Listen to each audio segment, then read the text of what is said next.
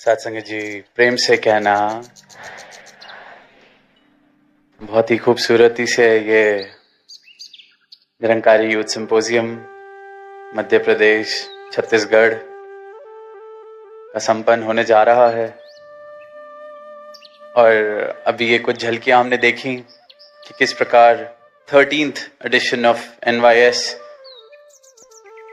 और एक महात्मा जिसने किसी भी रूप में इसमें योगदान दिया, सेवाएं निभाई, चाहे सुन के चाहे स्टेज पे पार्टिसिपेट करके। हमने अक्सर सदगुरु माता जी से सुना है कि सत्संग में आकर सत्संग सुनना भी सेवा है। तो जिसने भी योगदान दिया, दातार ऐसी कृपा बनाए रखे कि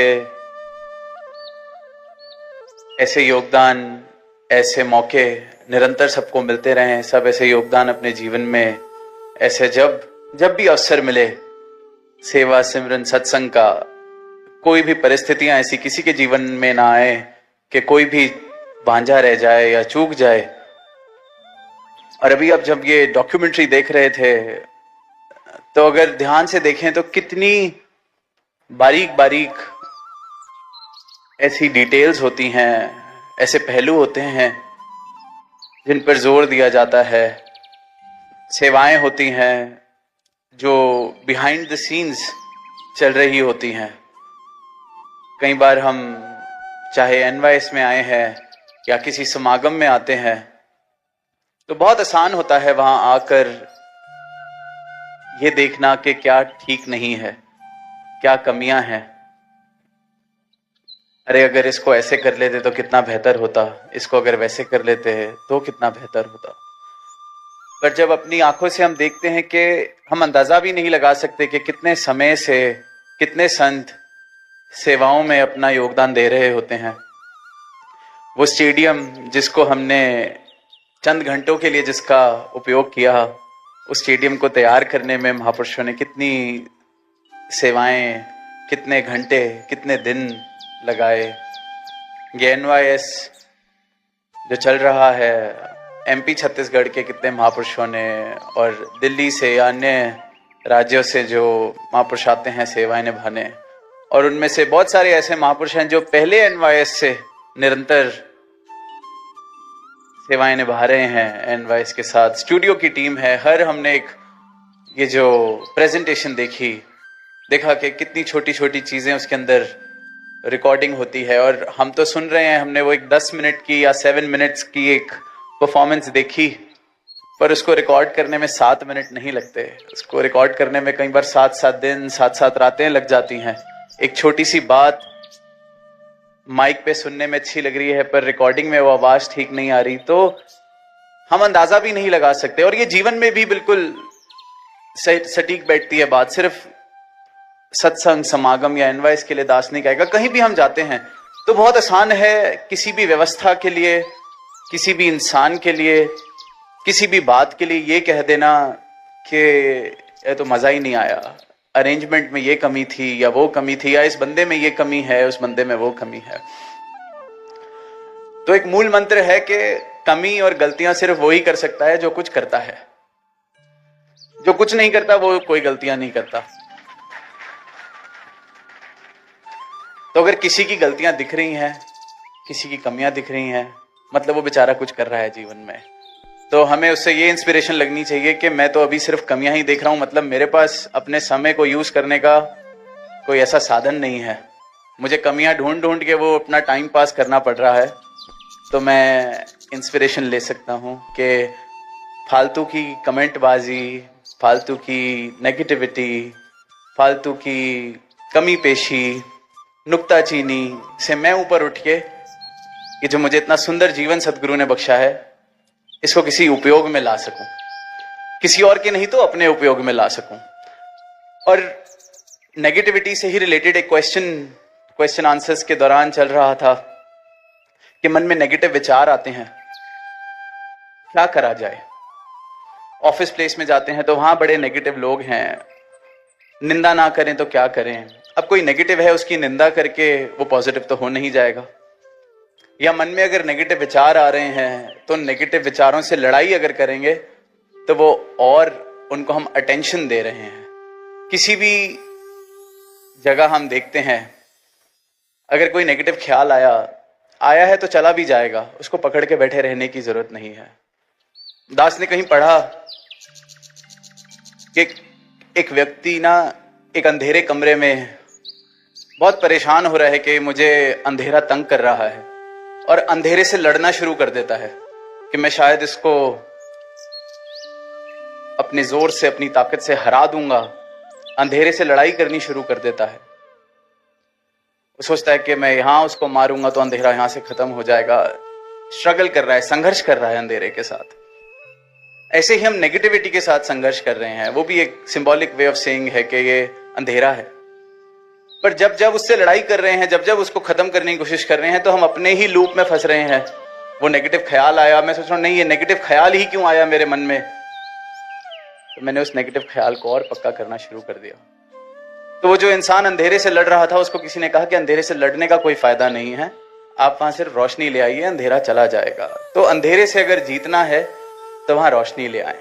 नेगेटिव ख्याल आ रहे हैं तो उससे लड़ाई या उससे परेशान ना होए, हम अपनी तरफ सिर्फ पॉजिटिविटी की तरफ खुद को बढ़ाएं, सतगुरु के चरणों की तरफ खुद को बढ़ाएं। और ये जीवन के हर पहलू में इसका उपयोग किया जा सकता है। तो यहां तो मैंने सुना लाइन लगती है खजानों की। वो कहते हैं चल ठीक है, तूने सुना है तो आगे से हजरत निजामुद्दीन जी कहते हैं, एक काम करते हैं, आज और कल तू यहीं रुक जा, जितनी भेंटा आएगी, जो भक्त आएंगे, जो प्रिय आएंगे, जो भेंट करके जाएंगे, तू सब ले जाइयो।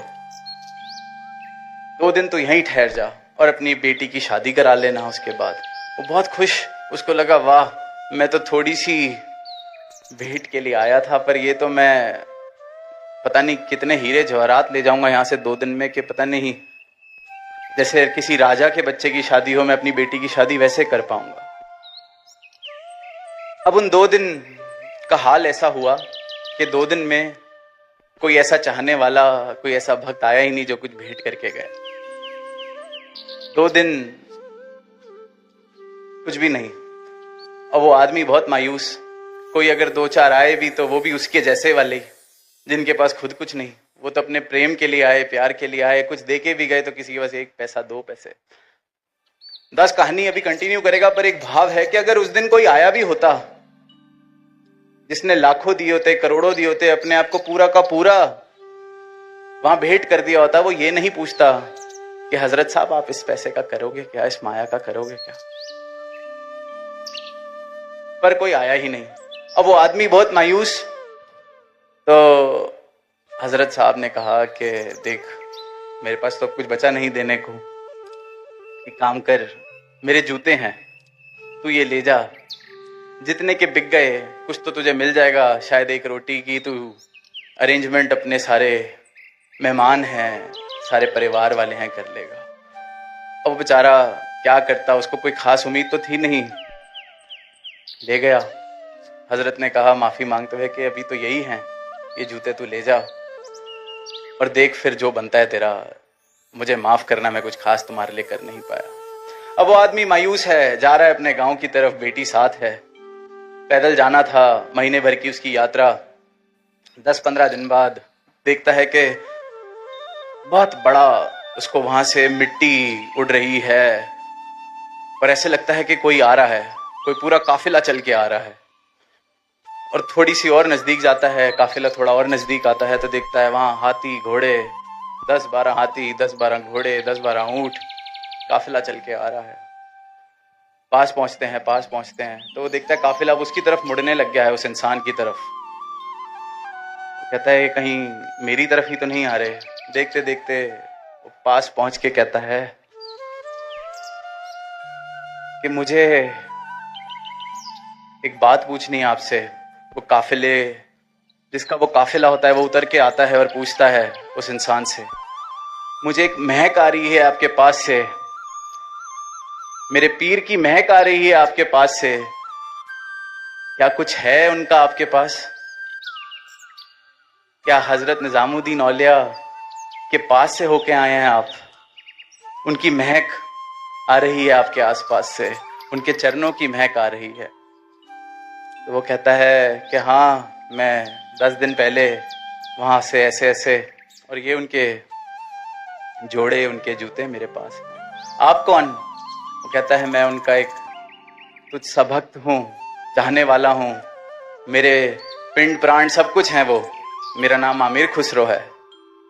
तो कहते और ये? कहते मैं भी, हम सब जानते हैं, इतिहास पढ़ते हैं तो वो इतनी बड़ी हस्ती थे आमिर खुसरो के, हर राज्य उनको बुलाता था, हर राजा उनको चाहता था कि वो उनके दरबार में आए, अपनी जो उनकी पोएट्री थी वो सुनाएं। हर किसी की चाहना थी कि उनको होस्ट किया जाए एज अ गेस्ट, और फिर उन पे हीरे जवाहरात पता नहीं क्या क्या वो लुटाते थे, जैसे हम फिल्मों में भी देखते हैं। वो कहते मैं तो साल 2 साल की यात्रा के बाद आ रहा हूं, और साल 2 साल जिस जिस राजा के पास गया, जिस जिस राज्य में गया, ये सब उन्होंने मुझे दिया है, सब वो भेंट है, किसी ने हीरे दिए, जवाहरात दिए, सब कुछ दिए। पर ये सब छोड़ो, मुझे महक आ रही है कि ये जूते मुझे मिल सकते हैं, इसके बदले ये सब कुछ ले लो, ये जो मैं लेके आया हूं, ये सारे हीरे, इस काफिले पे जितना सामान लदा हुआ है, हीरा है, सोना है, चांदी है, मोती है, मैं नहीं पूछूंगा, बस मुझे मेरे पीर के जूते दे दो, क्या तुम ये कर दोगे मेरे लिए? और वो इंसान बड़ा खुश, उसको लगा मूर्ख मिला है मुझे कोई, जूतों के बदले क्या सारी की सारी दौलत देने को तैयार है, इससे पहले मन बदले, जल्दी से इसको जूते दूं और सामान लूं इससे। अब ऐसा ही हुआ, उन्होंने जूते दिए, आशिक को जो चाहिए था वो मिल गया, पीर के अपने जूते मिल गए, और वो खुश चलते चलते 15 दिन का सफर करके पहुंचते हैं हजरत साहब के दरबार में। और हजरत साहब आगे से पूछते हैं मिल गए जूते? तो वो कहते हैं हाँ जी मिल गए। क्या दिया इनके बदले? कहते जो कुछ था 2 साल में, जिस जिसने जो जो दिया था सब दे दिया। तो अब आगे से हजरत निजामुद्दीन औलिया जी ने जो कहा, कहते बड़े सस्ते में मिल गए। अब साथ संगत वही जूते जब वो 15 दिन पहले, 20 दिन पहले उस इंसान को दिए जिसकी बेटी की शादी थी, उससे माफी मांग के दे रहे हैं कि मैं तेरे लिए कुछ नहीं कर पाया, ये ले ले। और जब वही भक्त जिसको उसकी कीमत थी, और उस गुरु को पता है कि इसको कीमत है इनकी, और इसको पता है ये क्या लेके आया है, तो उसको बता दिया ये अभी भी सस्ता सौदा है।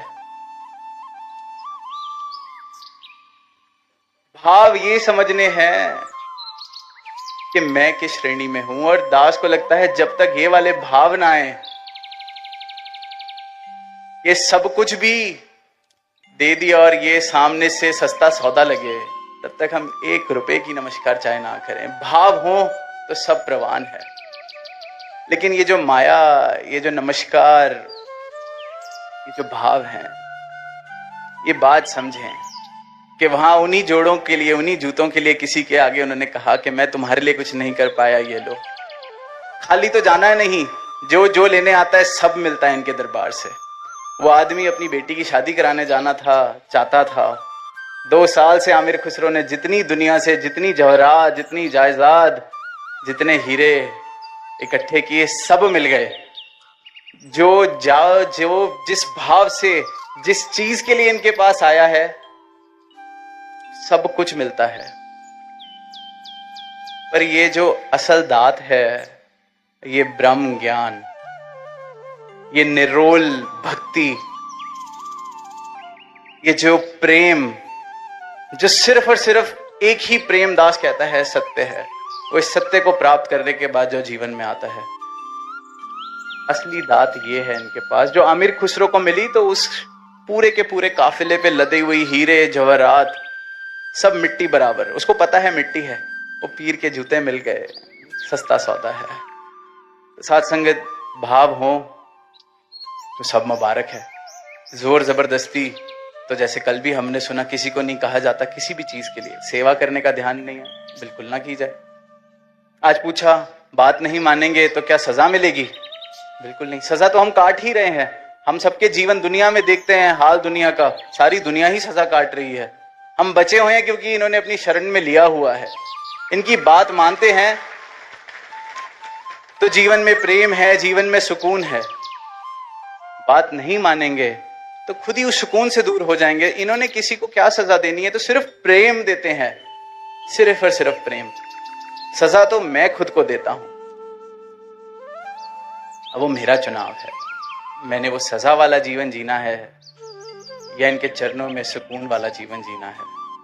इसमें भी पूरा आनंद हमने लेना है, इसलिए मध्यम मार्ग की बात की गई। किसी को ये नहीं कहा कि गाने सुनने तो सिर्फ इस टाइप के ही सुनने हैं, संगत में जाना है तो सर ढक के ही जाना है, बात करनी है तो सिर्फ यही करनी है। दिल मेरा, मन मेरा, लिव मेरी सिर्फ इस निरंकार से हर पल जुड़ी रहे, तो भक्ति है। प्ले में देखा हमने एहसास